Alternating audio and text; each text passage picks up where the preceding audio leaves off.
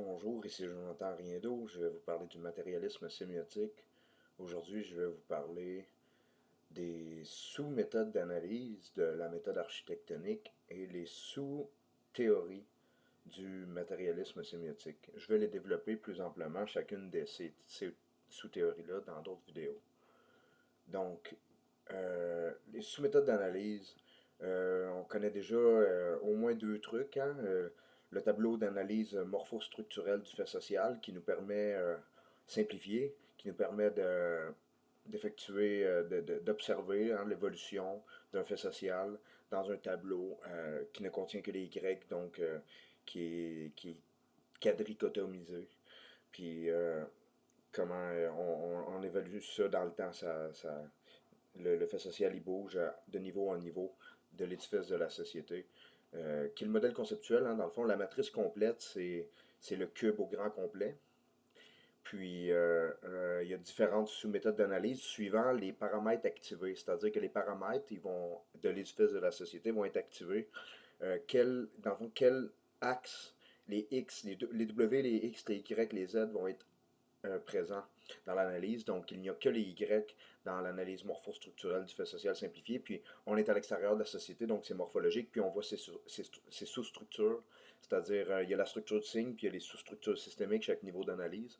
Donc, ce sont les grands ensembles morphostructuraux. C'est un terme de géographie que j'emprunte pour parler de l'apparence extérieure de l'édifice de la société, c'est-à-dire sa façade.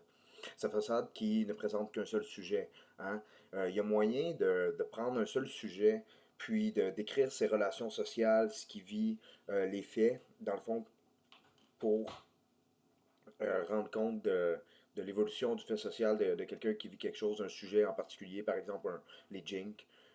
Puis, il y a moyen aussi de dire, tu sais, il y a un certain arbitraire à choisir quand est-ce que le fait social commence. Mais par exemple, dans le cas du procès d'un sujet hallucinant, ben, tant qu'il hallucine et il n'en parle pas à personne, ça demeure un phénomène social. Ça devient un fait social qu'au moment où il en parle.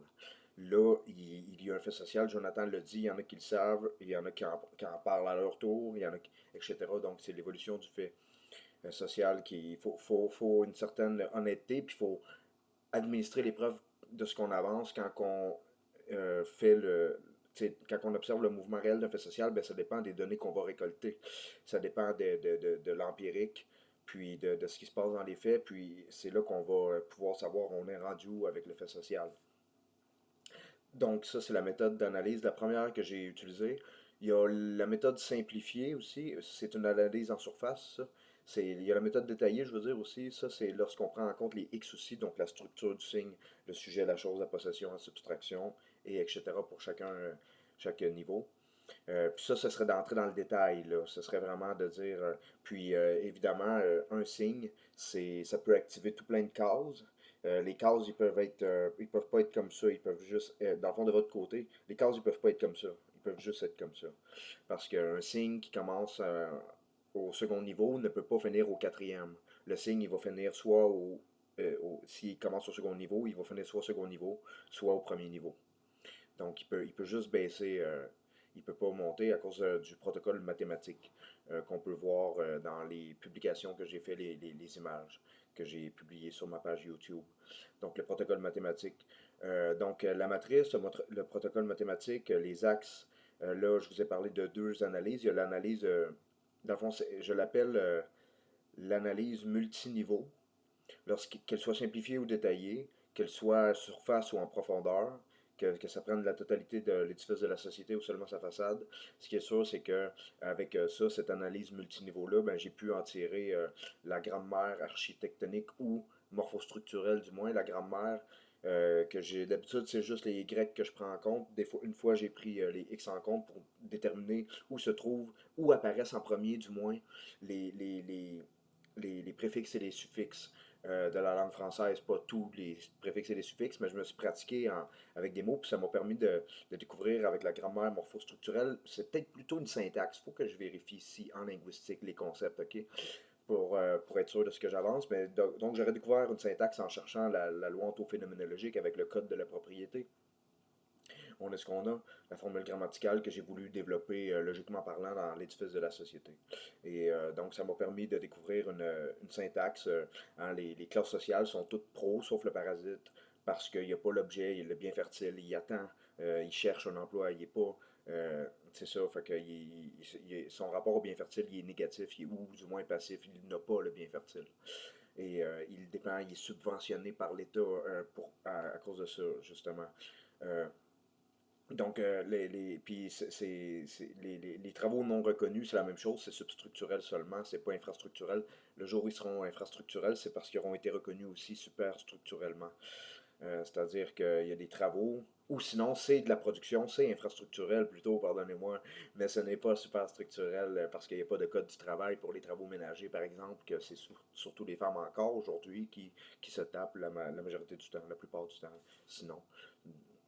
Donc, euh, l'analyse morphostructurelle, hein, du fait social, l'analyse multiniveau.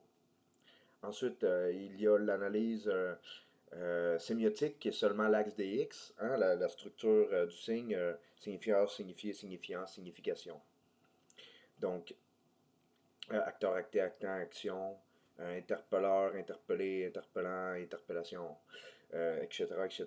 Donc ça, c'est la structure du signe, c'est des tétrades. Des tétrades, c'est-à-dire pas des monades, pas des diades, pas des triades, mais des tétrades, qui incluent la triade et la diade et la monade, à minima étant la monade. Euh, donc, il y a aussi l'analyse stratifiée qui, là, on ajoute une profondeur à l'édifice de la société. On n'est pas obligé de la stratifier comme moi je la stratifie. Hein. Puis on aurait pu juste prendre un autre sujet à la place puis regarder si l'évolution, si les deux faits sociaux se suivent dans le temps. C'est-à-dire, si quand il se passe de quoi avec un fait social, ben l'autre fait social qui est mis comme en background, en arrière-plan, si ça suit ou pas. Comme le procès du sujet, le procès de l'objet, par exemple. Mais mon tableau croise déjà le procès du sujet avec le procès de l'objet. Mais c'est juste quand on va en profondeur que là, on peut rendre compte des rapports sociaux. Sinon, il faut écrire, par exemple, si c'est juste en surface puis qu'on voit la façade, ben là, il faut écrire tout en détail, telle relation sociale, puis tout, tu sais.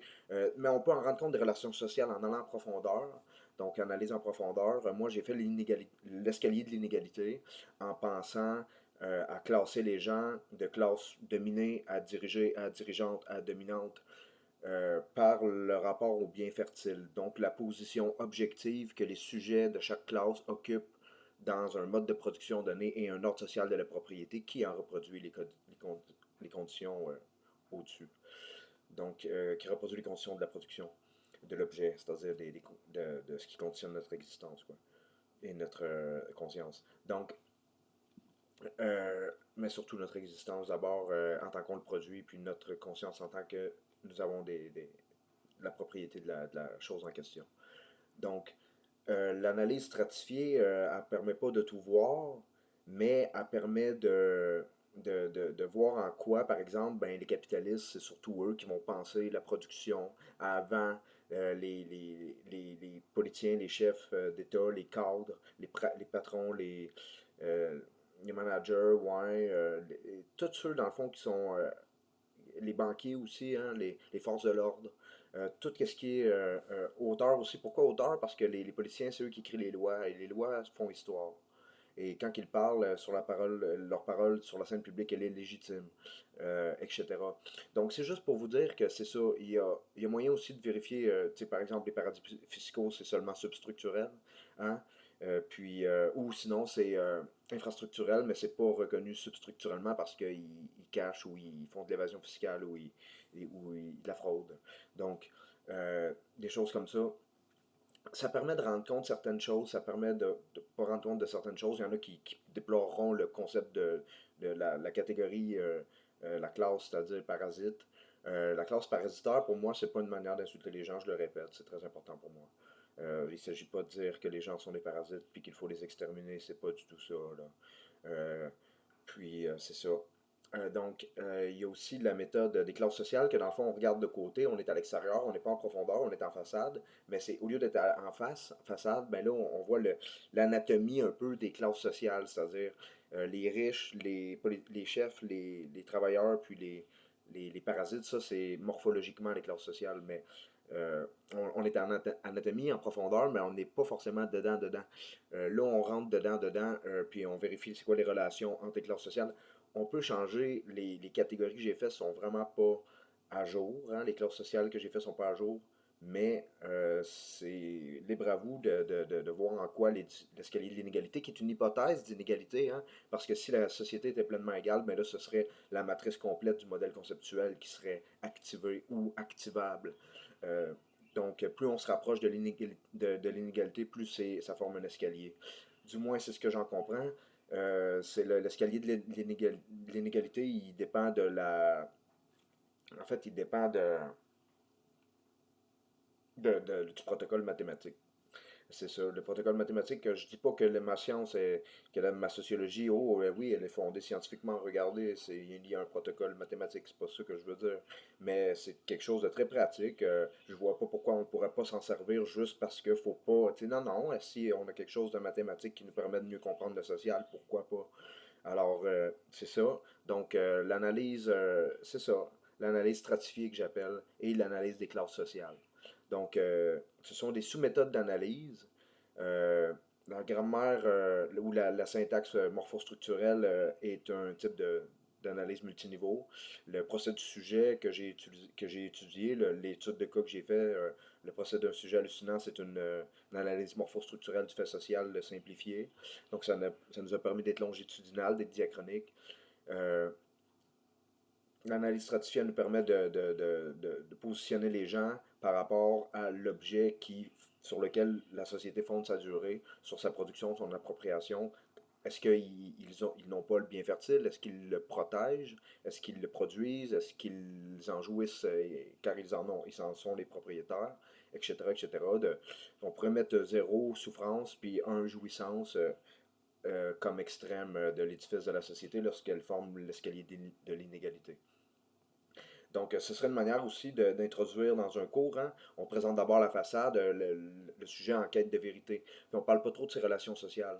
Puis, mais on montre que c'est sociologique quand même. C'est parce que c'est des niveaux de société où est-ce que la conscience se situe par rapport à la propriété, en même temps que la propriété, ou concomitamment avec la propriété. On pourrait le vérifier. Il y a tout plein de potentiel, en fait, avec cette chose-là. Puis c'est limité, c'est sûr. Je vais parler dans une autre vidéo de toutes les limites, les défauts le plus possible. Je vais me monter un dossier que pour ça. Faites-vous-en pas. Je sais qu'on est ce qu'on est, c'est très général, puis ça devient. Ça perd de sa puissance explicative à force de vouloir tout dire, hein, n'est-ce pas? Donc, mais ça permet de savoir certaines choses, puis ça permet de voir la vie comme moi, je propose de l'avoir avec des lunettes. Hein, vous les mettez pas. Si ça vous est utile pour expliquer les choses et les phénomènes et régler les problèmes sociaux, ben c'est tant mieux. Donc, finalement, je vais parler des sous-théories du matérialisme sémiotique, surtout vu que c'est des théories, il faut que j'explique au moins en une phrase ou deux, hein. Donc, je vais m'en tenir aux sous-méthodes d'analyse. Il y a donc analyse morphostructurelle, simplifiée et détaillée, analyse multiniveau, ouais, c'est ça, l'analyse multiniveau qui est tout en un. Dans le fond, on regarde pas dans le temps, on active tous les niveaux, puis qu'est-ce qui se trouve à chaque niveau du sujet dont on parle, de la thématique d'étude. Donc, puis, il y a aussi le codage. Je vais reparler de la codification. En fait, toutes les chaînes de signes que je vous envoie, c'est pas que je vous envoie dont je parle, c'est-à-dire les tétrades, les quadrichotomies, c'est pour éventuellement codifier, puis si c'est possible de le faire par inclusion, hein, n'est-ce pas, de chaque sous-classe, des classes qu'on aura déterminées là, pour étudier, par exemple, le fait d'un sujet hallucinant, c'est-à-dire qu'il parle de ses hallucinations et dont la société réagit, hein, le fait social, quelque chose de plus que la somme de ses parties et qui agit en retour sur les acteurs. N'est-ce pas? Si ce n'est pas ceux qui l'ont produit, ce sera d'autres acteurs. Donc, voilà tout. Les sous-méthodes d'analyse, il y a aussi l'analyse stratifiée, l'analyse sémiotique simple, hein, seulement les X, et l'analyse euh, des classes sociales. Libre à vous de décider quelles seront ces classes sociales. On peut intégrer les banquiers, les cadres au troisième niveau, hein, ou au troisième W, c'est-à-dire aux protecteurs, hein, ceux qui produisent, protègent, sont propriétaires du bien fertile, ceux qui ne l'ont pas, etc. Donc pro, pro, pro. Hein. Voilà tout. Alors, merci de m'avoir écouté. Des sous-méthodes d'analyse de la méthode architectonique. J'ai fait une vidéo là-dessus. Je vous invite à l'écouter si ce n'est pas fait. Les règles de la méthode. Donc, merci. Jonathan Riendo. Passez une bonne journée.